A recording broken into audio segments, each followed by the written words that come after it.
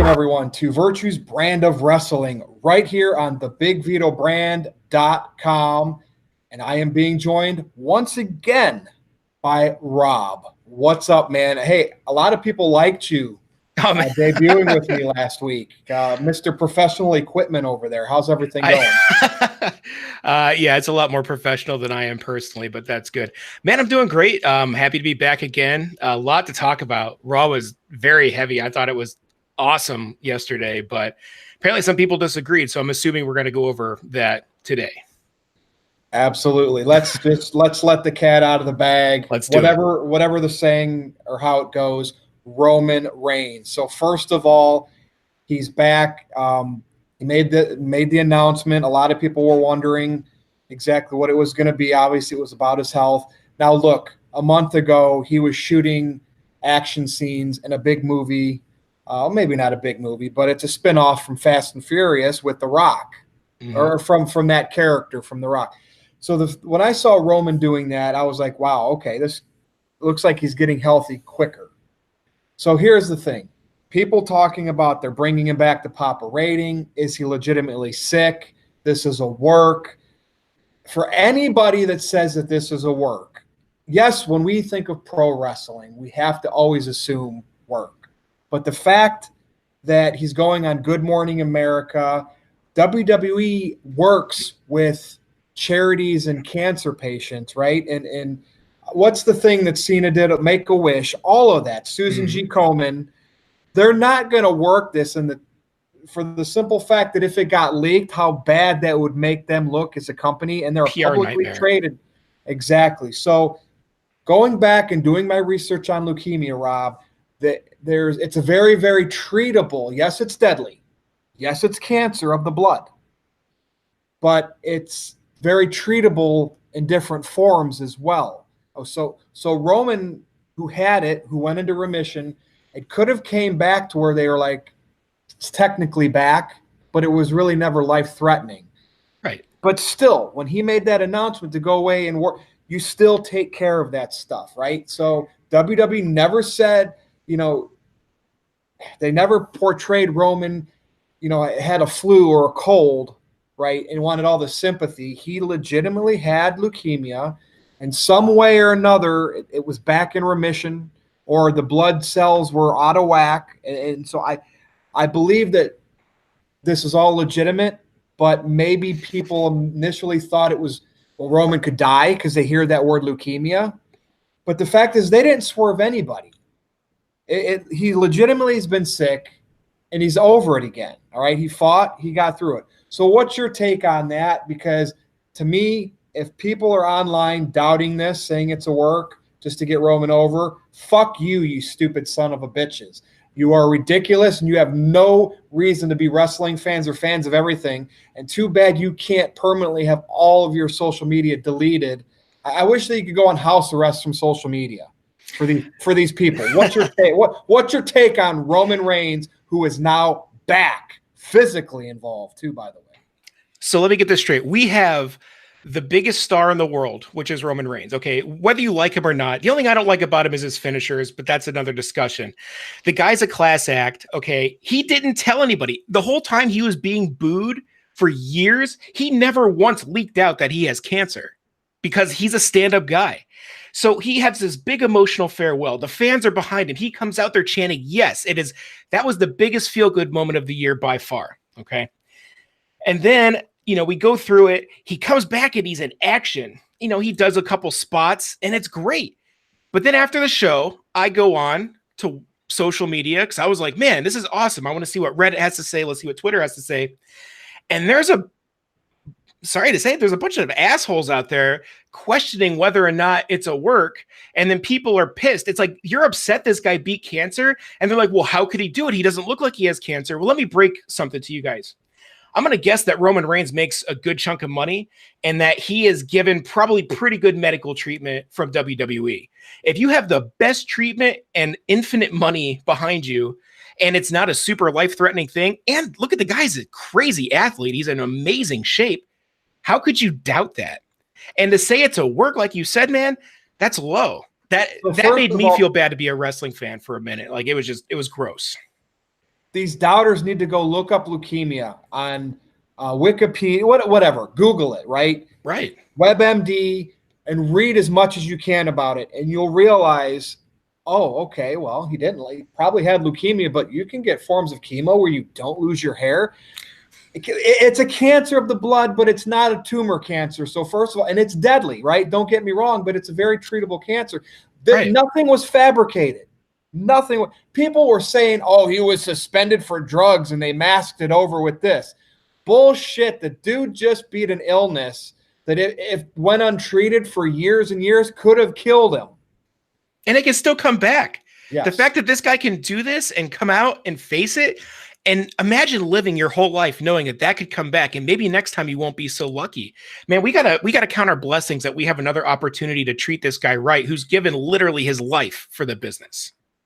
And people, see, they're conditioned, Rob, to hate Roman Reigns, because I wrote an article about this, the John Cena effect, right? You had Stone Cold, you had The Rock, popular.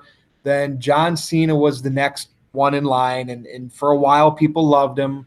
But then when it was clear he was that corporate structured top face, Make-A-Wish, a lot of the fans turned on him. Not the women, not his women fans, not his kid fans, not his true fans, but the smarks turned on Cena.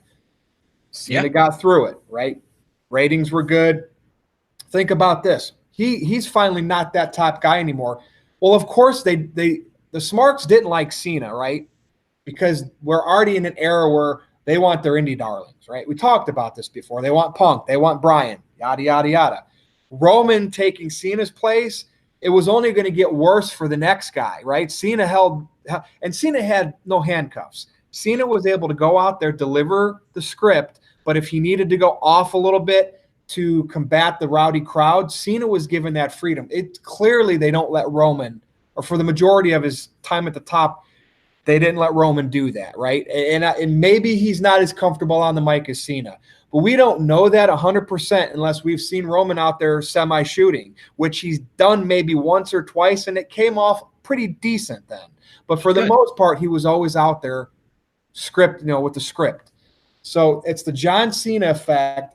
Roman, there's a certain core fan base that hates Roman because he's Vince's guy. He's a WWE guy. So therefore, they're automatically going to say fake work.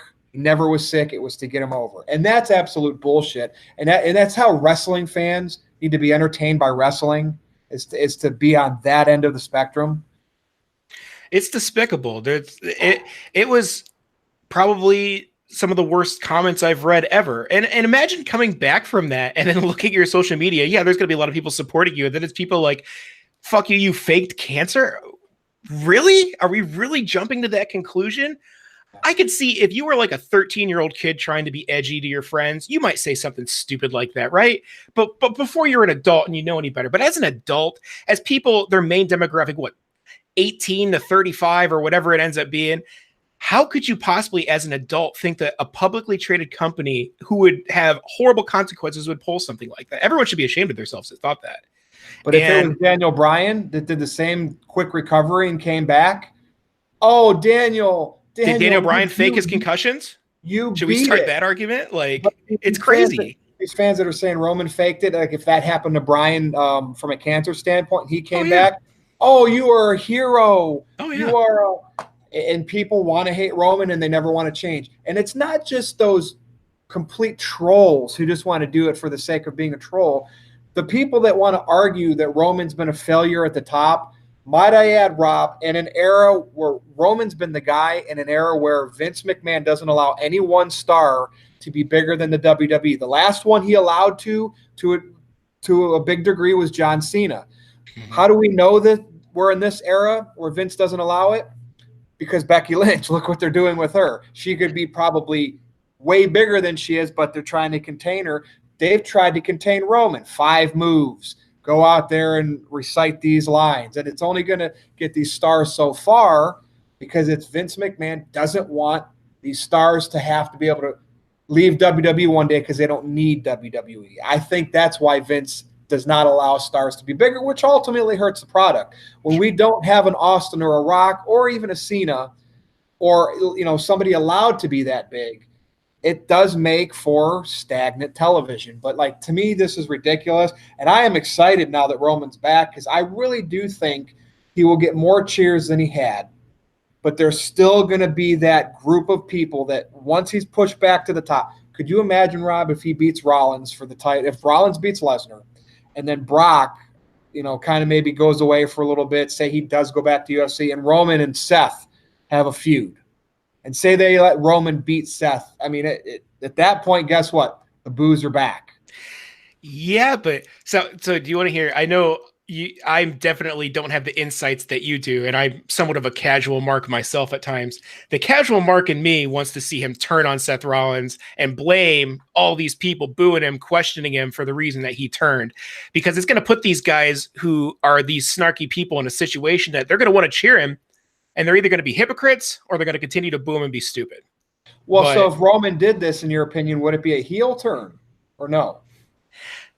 Because I don't think they're like Cena.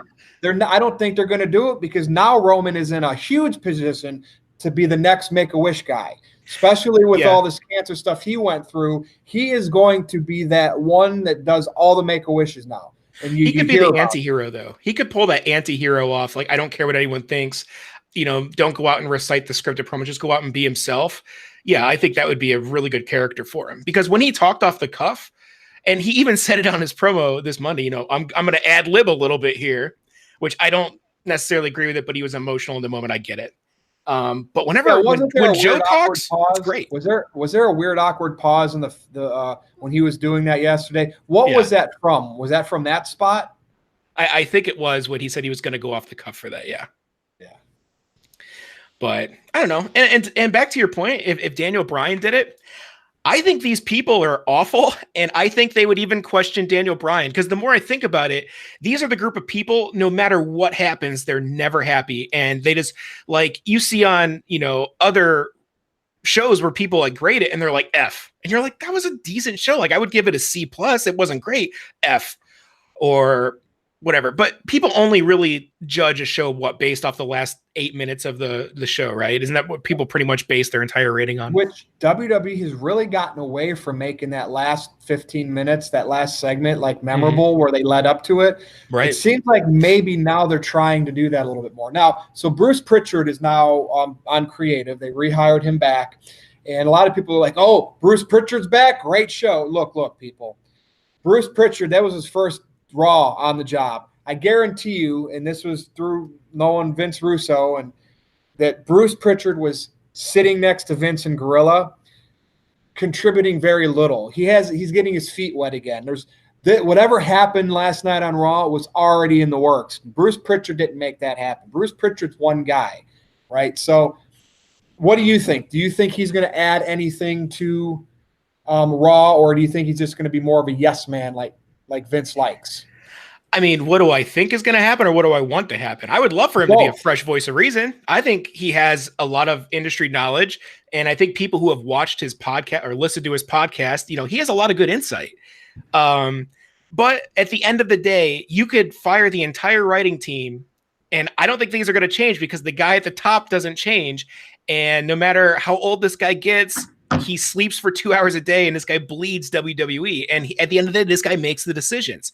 So while I think you might see some little nuanced changes here and there, people that are expecting the product to be completely different now, it's just an unrealistic expectation. So I'll be watching closely. I'll be seeing if I can notice any influence he has on creative. Last night, I couldn't yet. He's just newly back. I can't.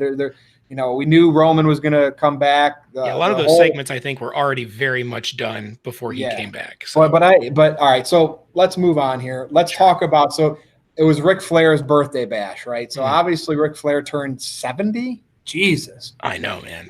2 years ago, he fought for his life. He won, through whatever illness he had while he was in the hospital. And now we have Ric Flair segment being advertised on Raw for a birthday bash. And so WWE decides to main event this, which, I get it. You bring Roman back. You don't want to, with an illness involved, you don't want to make that your main event. So have Roman come out like they did at the beginning, state the good news. Now everybody's positive, everybody's talking. Now you deliver your show. And I like how they built it up. They made you think maybe Becky would come back. She got arrested. We thought maybe she could do a Stone Cold and come out and confront the man, which I'm kind of surprised. And we'll talk about that they didn't do that, Rob. It seems like Becky, who is a big star in the fans' eyes, is very secondary right now, just so Triple H and the McMahons can get their spotlight. Because what happened, Rob? Tell everybody what happened at the end of Raw. I mean, they know, but take it away. Batista screamed and it was terrifying. No, but yeah, at the end of Raw, there wasn't a Ric Flair, and it set up the match between Triple H and Batista for WrestleMania. Oh my God, I heard a terrible rumor, slightly off topic, that they're actually considering doing Triple H and Stephanie versus Batista and Becky. And I thought that was awful. I didn't like that at all. Whoa. Like, yeah. that would, when you think about it, Stephanie would want to get the rub for Becky. And I love the McMahons. I told you I'm a Triple H mark, and I'm even against this. I wouldn't mind that if it was Ronda. Like, so if she relinquished her title last night and loses her main event spot and gets involved with that mixed match, because Ronda delivered last year in the mixed tag match, right? So that would be fine. Then you go Becky and Charlotte. But to me, that would still have to go on last. I know people still want Ronda. They're all focused on Ronda and Becky. You know what's interesting, Rob? You know what? People last night were chanting triple threat. Wasn't it a month ago that people did not want Charlotte in this match? It was the last video we did last week. They wanted one-on-one Becky versus Ronda. Now they're actually chanting triple threat. And she said no. I still think that's ultimately what's going to happen, but sure. We will see. But yeah, so Batista's back. I mean, Batista's a big star. I mean, Rock's the biggest movie star now. It's hard to get The Rock back. You know, maybe he'll show up at Mania because it is in New York, just to say hello, you know, cut a promo. Maybe not. Batista actually wants to be, you know, he felt like the last time he was here, right, which is Daniel Bryan's run, 2014, WrestleMania 30, that it kind of went sour because he won the Rumble, was supposed to be this big baby face. They turned on him. They wanted Daniel Bryan, and we know how it happened. And Batista really, I don't think, enjoyed because, you know, he wasn't supposed to be the heel. It just happened because they were catering to what the fans demanded. Now they're bringing him in, right, beating up Flair. Obviously, we didn't see it. But I like Batista coming in now, being the Hollywood star who had to do this to get Triple H's attention. I don't know if it is a one-on-one match. I mean, Triple H seems like he's lost a step. But it's going to be interesting if this match happens and how the people treat it at WrestleMania. Like, do you think they could get booed out of the building?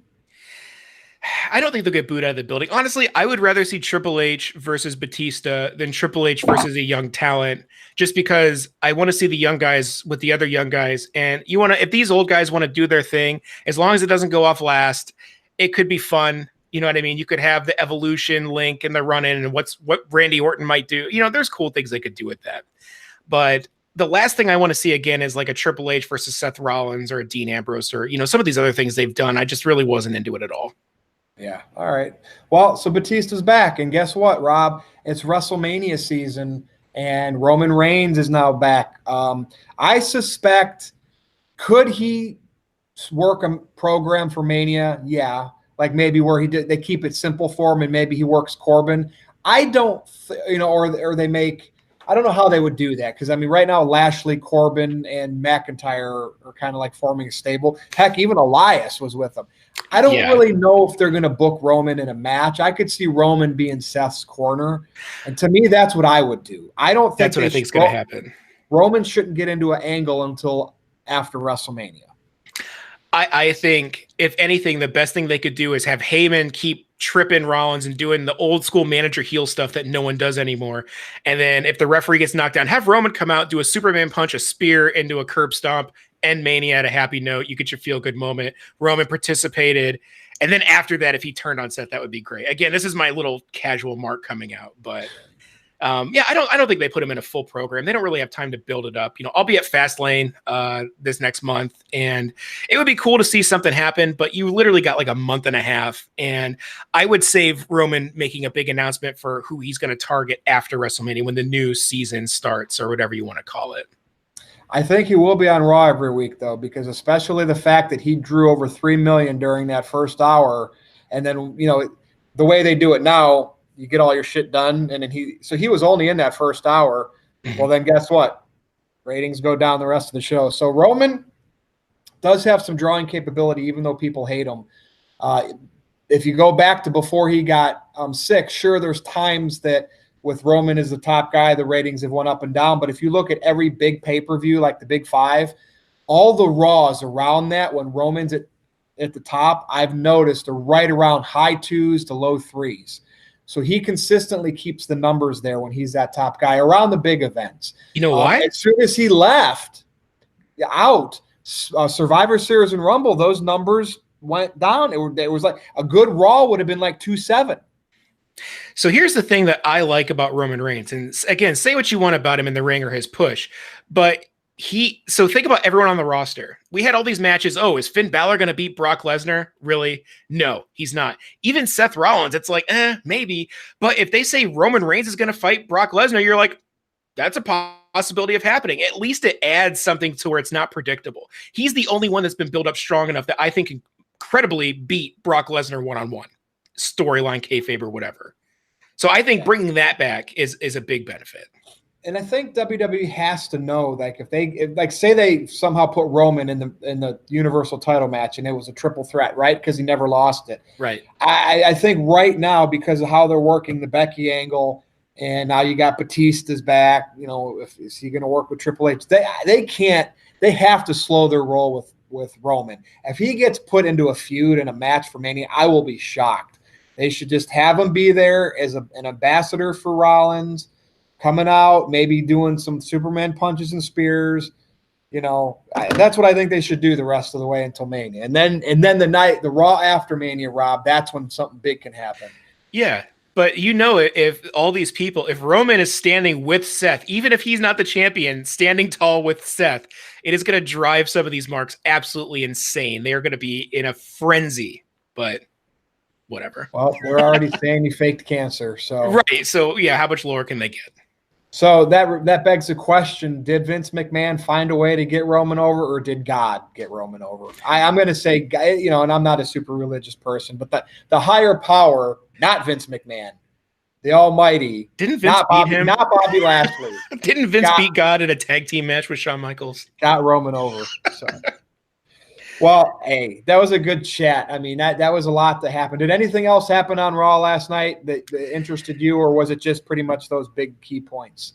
Did you notice that when Corey Graves freaked out of the Alexa Bliss thing, it sounded like he was really upset he couldn't see Finn Balor's abs? I thought that was really funny. It just seemed like he was reacting to that more so because he started freaking out before she even finished her sentence. So it's like he was outraged that he wasn't going to see the abs. So I guess he's with well, I cringe with Corey Graves' commentary just because I think of Jesse Ventura, I think of Bobby Heenan, Gorilla Monsoon, Jerry Lawler. Yeah, even Vince McMahon, even JR, Vince McMahon, and all the announcers today aren't the same. They're robots that basically have a headset that goes back to Vince McMahon in their ear, and it shows. And it's sad, but. Who knows? That's all I got, man. I mean, thanks for coming on again. And absolutely. So get your plugs out. I mean, I know it was pretty much just your Twitter last time, but it's still Noelle just she wants to put a profile of you on the contributor page. So you might have to send her some info. Oh yeah, absolutely. I could definitely do that. Yeah, guys, all I got is my Twitter right now. I'm still getting stuff built. I guess I have cool equipment, but again, I'm not that professional. You can follow me at Xenomecha, XENOMECHA. My name is Rob. As always, thanks guys for tuning in and letting me on the show. Virtue, thank you for having me once again. I really hope that I could be a consistent guest on here. And that's all I got for me.